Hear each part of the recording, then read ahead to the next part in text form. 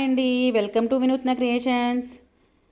ఈరోజు నేను మీకు మొన్న వరలక్ష్మి వ్రతం రోజు చేశానండి నైవేద్యం. క్షీరాన్నం వండానమాట. ఆల్రెడీ బూరెలు, రవ్వ కేసరి ఇవి మీకు నేను షేర్ చేశాను. ఇప్పుడు క్షీరాన్నం కూడా మీకోసం వీడియో చేశానండి ఆ రోజు. అయితే వెంటనే వీడియోలు పోస్ట్ చేయడం ఎందుకని చెప్పి నేను ఈరోజు పోస్ట్ చేస్తున్నాను. పాలు, బెల్లం, రైస్, నెయ్యి ఉంటే సరిపోతుందండి. దీనికి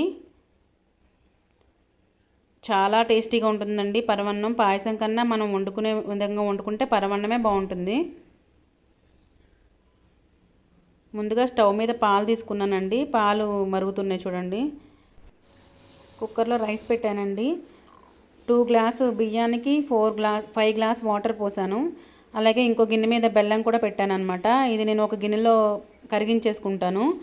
ఇలాచీ పౌడర్ కూడా ఇందులోనే వేసేసానండి. దీంట్లో ఏమైనా డస్ట్ ఉంటే మనం తర్వాత వడకొట్టేసుకోవచ్చు అని చెప్పి కరిగించాను. ఇంకొండి అన్నం రెడీ అయిపోయింది. 1:3 రేషియో వేసుకున్నా పర్వాలేదండి. అన్నం బాగా చివిడిపోవాలన్నమాట. ఇంకొండి పాలు ఇలా మరుగుతున్నప్పుడు మనం ఆల్రెడీ వండేసుకున్నాం కదా, ఆ అన్నం దీంట్లో వేసేసుకుని బాగా కలుపుకోవాలండి.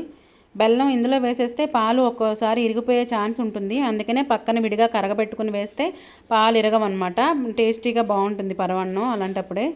దీనికి బెల్లం యూస్ చేసినప్పుడు నల్ల బెల్లం ఉంటుందండి. ఇక్కడ తెలంగాణలో నల్ల బెల్లమే ఎక్కువ అవైలబుల్లో ఉంటుంది. అది వేయకండి. మన ఎల్లో కలర్లో ఉంటుంది కదా బెల్లం, ఇలాగా స్క్వేర్ షేప్లో, అదైతేనే బాగుంటుంది. దీంట్లో కొంచెం సాల్ట్ కూడా యాడ్ చేసుకోవాలండి పరమాన్నంలో, అప్పుడే టేస్ట్ బాగుంటుంది. బియ్యంతో పాటు నేను కొంచెం గుప్పెడంత పెసరపప్పు కూడా వేశాను. నైవేద్యానికి పెట్టేటప్పుడు పెసరపప్పు ఖచ్చితంగా వేస్తారు. ఇప్పుడు అది రెడీ అయిపోయింది కదండి. అన్నము పాలు కలిపి దాంట్లో నేను బెల్లం కరగపెట్టాను కదండి, ఆ మిశ్రమాన్ని వేసేస్తున్నాను. దీన్ని వేసేసుకొని బాగా మొత్తం అంతా కలిసేలాగా కలుపుకోవాలి. బెల్లం మొత్తం అన్నం అంతా పట్టాలన్నమాట. బాగా తిప్పుకోవాలండి. రెడీ అయిపోయింది. ఇప్పుడు దీన్ని మనం ఒక సర్వింగ్ బౌల్లోకి తీసుకునే ముందు ఫస్ట్ నెయ్యి వేసుకోవాలి. ఒక 2 స్పూన్స్ నెయ్యి యాడ్ చేసుకోవాలి. నెయ్యి ఎంత వేస్తే అంత బాగుంటుంది పరమాన్నం. చూడండి, నెయ్యి వేసిన తర్వాత ఇలా కలుపుకున్నాను.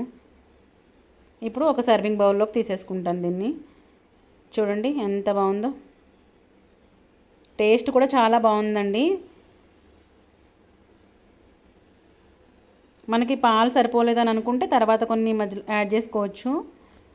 ఇలాగే ఉండాలి పరమాన్నం అంటే, ఎక్కువ లూజ్గా ఉన్నా బాగుండదు. దీంట్లోకి కొంచెం డ్రై ఫ్రూట్స్, జీడిపప్పు, కిస్మిస్, బాదం పప్పు మన ఇష్టం అనమాట. డ్రై ఫ్రూట్స్ ఏవి అవైలబుల్లో ఉంటే అవన్నీ నేతిలో వేపుకొని పైన గార్నిష్ చేసేసుకోవాలి. అంతే అండి. రేపొద్దున కొత్త వీడియోతో వచ్చేస్తాను. మీరు మర్చిపోవద్దు ఫ్రెండ్స్. లైక్ చేయండి, షేర్ చేయండి, కామెంట్ చేయండి, అలాగే సబ్స్క్రైబ్ చేయండి. మీరు ఒకవేళ ట్రై చేస్తే ఏ విధంగా ఉందో నాకు కామెంట్ సెక్షన్లో తెలియచేయండి. Bye friends.